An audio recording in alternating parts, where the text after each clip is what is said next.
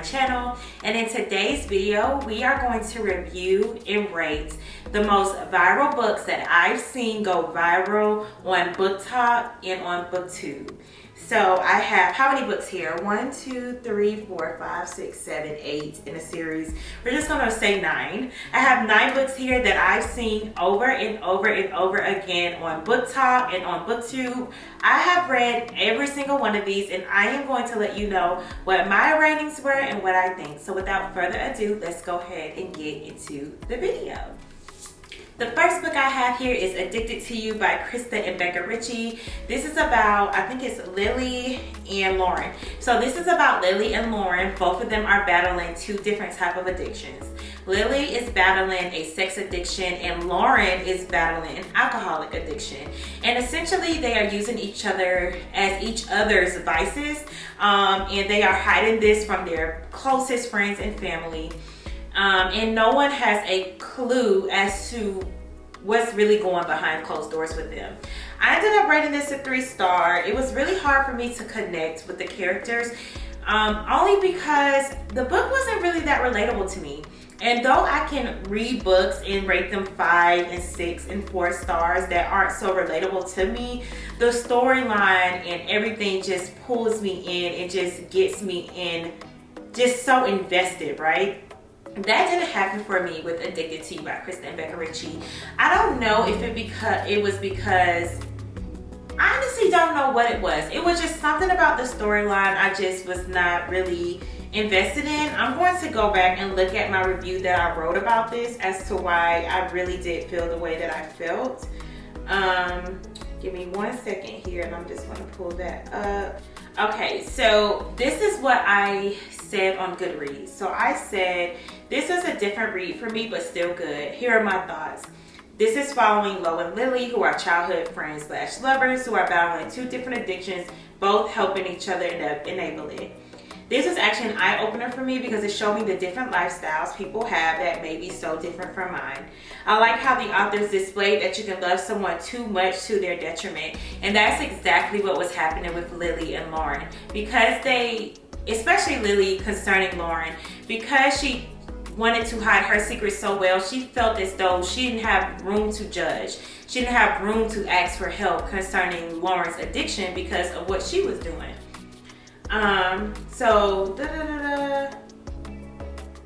That's all I really pretty much said. It does leave on the cliffhanger, so we still need to figure out what happens next for Lily and Lauren. But yes, this was 3-star for me. Was it worth the hype that BOOKTOK and BooKTube were saying? Not in my opinion, but for some others, yes. So that is Addicted to You. All right, so the next book we have that was going viral on BOOKTOK and BooKTube is Archer's Voice by Mia Sheridan. And I can wholeheartedly say with my whole chest that this was worth the hype for sure. I rated this 5 stars. This is following Archer and Bree. Something happened to Archer while he was young and it caused him to not be able to speak. And then you have Bree, who is running away from something traumatic that happened to her back in her hometown, and she flees to another small town when she runs into Archer. Well, because the town is so small, everyone knows everyone, and everyone was talking bad about Archer, like stay away from him, he's crazy, don't talk to him. And Bree is trying to figure out why, because of course Archer is an absolute beautiful man. He is gorgeous inside and out, and she's just trying to figure out why is everyone running away from him. Like, why do they isolate him so much? So the story, and y'all, this book was so good. So good. I rated this 5 stars. This would be something I would definitely read again. And I cannot say that I would reread a lot of books because there are just so many good books to read. But this was 5 stars. Absolutely loved it. It was so good, and this was absolutely worth the hype. The next book we have here is Throttle. This is the first book in the Dirty Air series by Lauren Asher.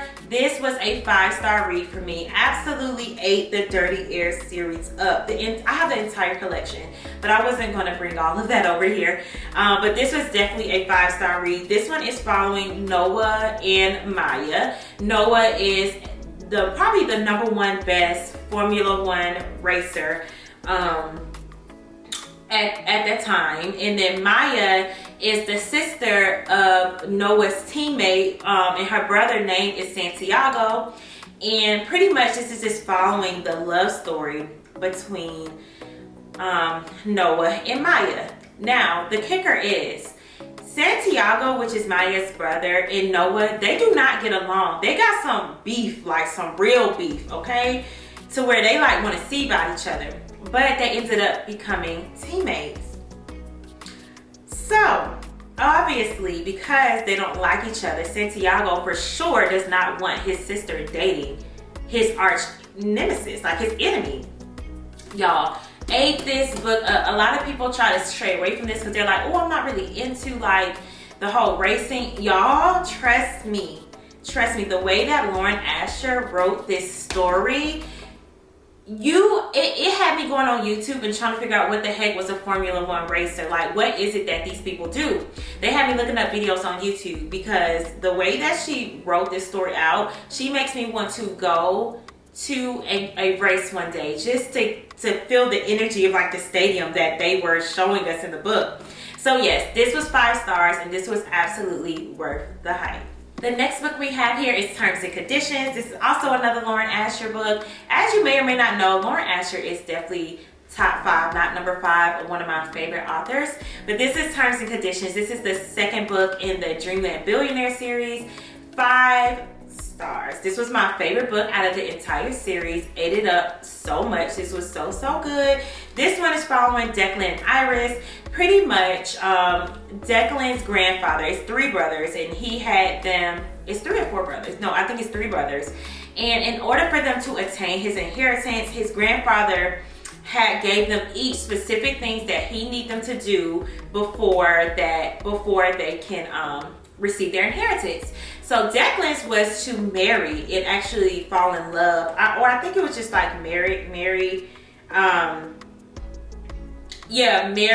get married pretty much in order to receive his inheritance. Well, Declan is like, stay away from me. I don't believe in love. I don't do love. I don't do relationships. Like, that's just not me. Child. And then Iris comes along, who is Declan's assistant. Mind you, they're all billionaires. And some things happen. And she decided to take the place of marrying Declan to help him out.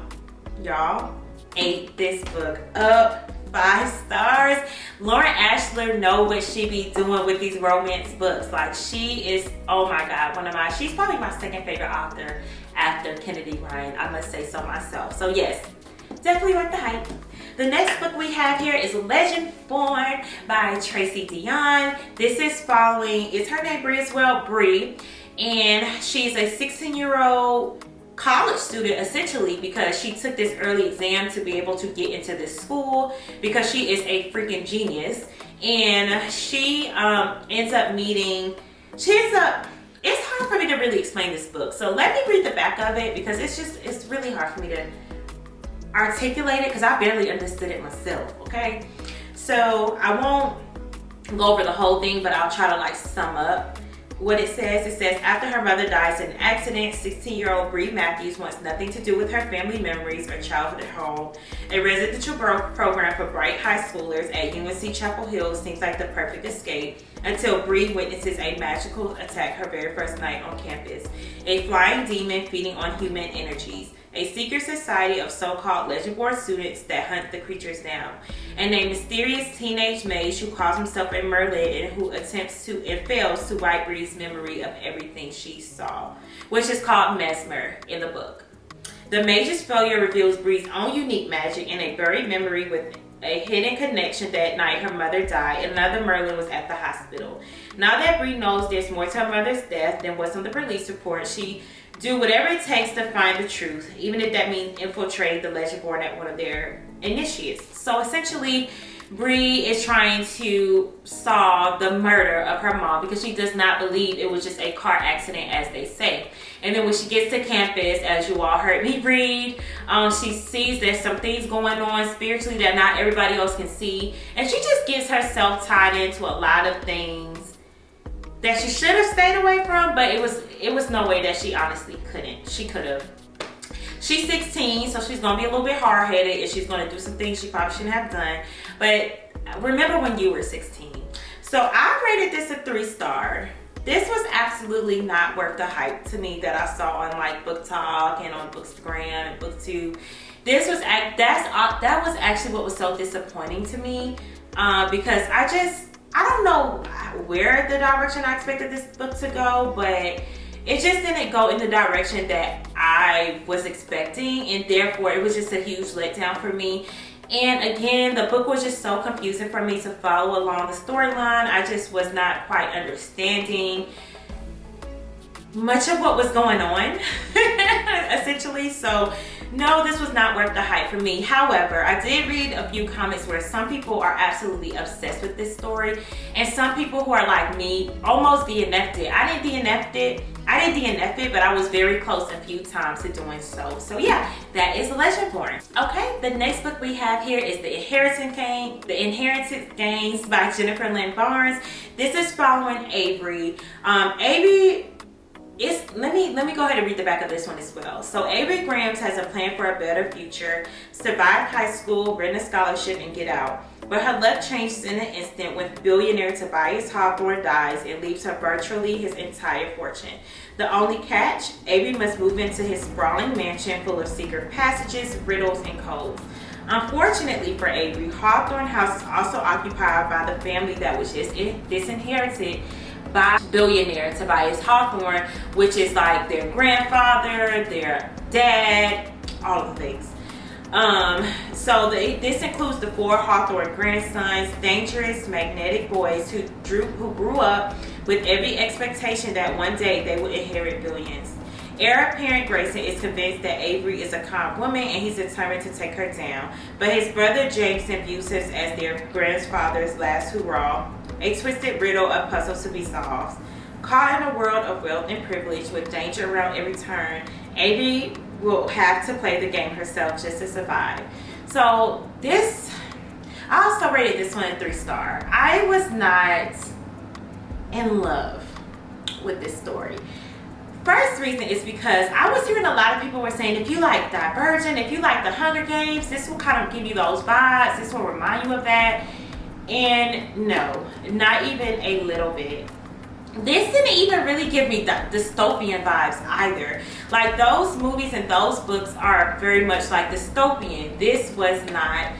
I just didn't really see the point of like the end game for the grandfather. Like there was a lot of riddles, there was a lot of puzzles to be solved that Avery did help the grandsons a lot to try to figure out what those riddles are. And Avery was trying to figure out why me. How the heck did me randomly get picked to inherit, to get on this will that this billionaire made?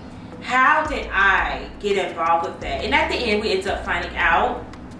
But it still didn't make sense because I don't want to spoil it, but it just didn't make sense to me. So this, in my opinion, was not quite worth the hype that was going around BookTok. And it is a series, so I don't even know if I'm going to read the rest of the series, y'all. I'm not sure. I need to pray on it and I need to think about it some more. But yeah, I rated this a 3-star. Next book, I want to do these together, which is Fourth Wing and Iron Flame. Y'all, this was the first time I rated a book 6 stars. 6 stars. I'm pretty sure it was Fourth Ring and Iron Flame, or it was one of the other. Both of these were 5/6 stars for me by Rebecca Yarros. Oh my goodness. I cannot recommend this book series enough. Actually, when Rebecca Yarros posted the trailer or the sneak peek of the 3rd book in the series, Onyx Storm, I think is what it's called, I immediately went on Amazon and I pre-ordered it. Y'all, the book don't come out until January 2025. We are only in April of 2024, but that just goes to show you how obsessed I am with this series, because I have never been the type to pre-order a book that early in advance. Like, that is just insane. But that just goes to show you how good this book is. So if you've never heard of Fourth Wing, Iron Flame is the 2nd book to Fourth Wing. And this is following Violet and Zayden. Violet Sorengale is the daughter of a general. And let me read the back actually. So pretty much it's about 20-year-old Violet Sorrengail was supposed to enter the scribe quadrant, living in a quiet life among books and history. Now the commanding general, also known as her mother, has ordered Violet to join the hundreds of candidates striving to become the elite of Navarre dragon riders. But when you're smaller than everyone else and your body is brittle, death is only a heartbeat away, because dragons don't bond to fragile humans, they incinerate them. Or is that the word? Yeah, I believe it is. With fewer dragons willing to bond than cadets, most will kill Violet to better their own chances of success. The rest would kill her just for being her mother's daughter, like Xaden Rearson, the most powerful and ruthless ringleader in the Riders Quadrant. She'll need every edge her wits can give her just to see the next sunrise. Yet with every day that passes, the war outside grows more deadly, the kingdom's protective walls are falling, and the death toll continues to rise. Even worse, Violet begins to suspect leadership is hiding a terrible secret. Y'all, this is like an enemies to lover, friends to enemies. What else is this giving? This is also getting, like friends to enemies, enemies to lovers. Like, it's giving all of that. And what can I say? What can I say? This book was everything. I ate it up. And Iron Flame is just the second book to this series. Love this book so much. If I had to rate my favorite fantasy books in order, from like my most favorite to my least, Fourth Wing and ACOTAR, they might be neck and neck, and then it might be Shatter Me, and then I don't know, we still are diving into more fantasy books. But yes, absolutely past the hype. This deserved all the flowers and more. And lastly, I couldn't take out just one. I had to bring them all out. The entire ACOTAR series. Baby, this series was 10 out of 10. I highly recommend. The entire series was a 6-star read. This was absolutely worth the BOOKTok, BooktTube, Bookstagram, book hype. I mean, listen to me. Sarah J. Maas is probably my third most favorite author. I think it's Kennedy Ryan, Lauren Asher, Sarah J. Maas, Rebecca Yarros. Like, listen. I know a lot of people are either going to absolutely love this book or they're absolutely going to hate the series. Now, if you DNF'd at ACOTAR, or if you wasn't just that in love with ACOTAR, I urge you, I beg you to just keep going. At least minimum get to A Court of Mist and Fury. If you don't like it by A Court of Mist and Fury, are my books out of order? No, my books are out of order. Y'all, I'm gonna have to rearrange this because this is completely bothering me. Oh my God. So it's A Court of Thorns and Roses. It's A Court of Mist and Fury. It's A Court of Rings and Ruin. It's A Court of Frost and Starlight. And then it's A Court of Silver Flames. Please, if you could just do me a favor, do me a solid, at least get to A Court of Mist and Fury. If you can at least get there, and if you don't like it by then, just it's not for you. But I'm telling you, once you get hooked here, you're done. You're done. Baby, you're done. I don't know what else to tell you.